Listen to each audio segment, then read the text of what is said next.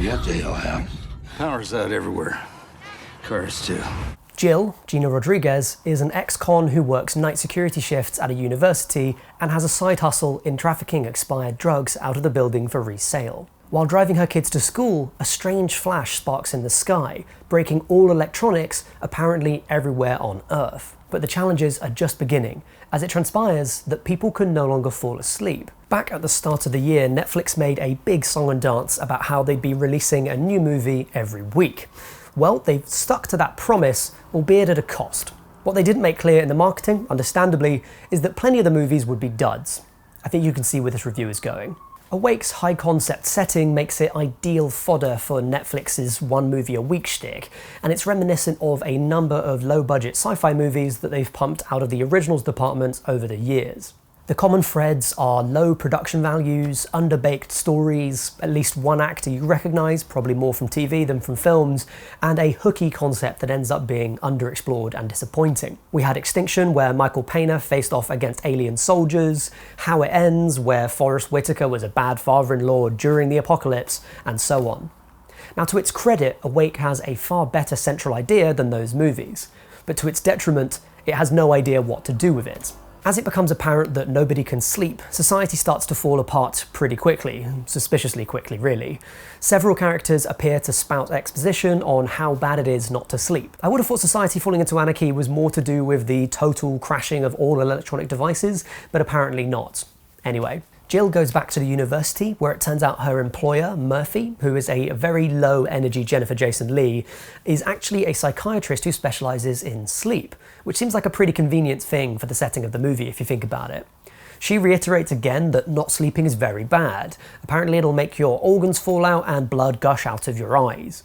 I don't think that's actually true, but why not? I've seen weirder shit in movies. Murphy heads off to a military research base nearby, and Jill is encouraged to come along. Unfortunately, by this point, her kid has gotten taken to a culty church, led by Pastor Barry Pepper, who you may recognise as the guy from Battlefield Earth. Excellent credit. And to prepare you for the worst, this is as exciting as the film gets, as the rest of the runtime is filled with Jill slowly road tripping towards the research hub. Yawn indeed. From the off, I think it's clear that director Mark Raso is more interested in focusing on the dramatic stakes of the concept, the kind of small-scale intimate stuff, rather than the gosh wow big-scale aspects of it. Unfortunately, that means you get very little sense of just how big the problem is, and that's an issue compounded by the obviously stretched and very small budget for the movie. I think I can kind of see what he was going for, which is this sort of boiled frog feeling, like everything is getting slowly worse and worse, and before you realise it, society as you know it is over.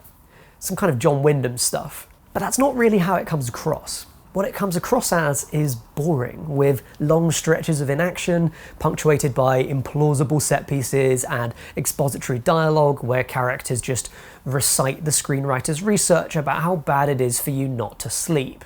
I get it. Your eyes are gonna bleed. Okay. Instead of a high-stakes drama with sci-fi trappings, you end up with a glacially paced, underexplored apocalyptic road trip. Oh, and one more thing. As the story wears on, the characters become more and more irrational because they haven't been able to sleep. And as you might know by now, not sleeping is bad for you. I think this is a pretty good idea on the surface of it, because it allows Raso to really ratchet up the tension, with everyone becoming paranoid and more unreliable. But the direction that takes is literally that everyone just acts more sleepy.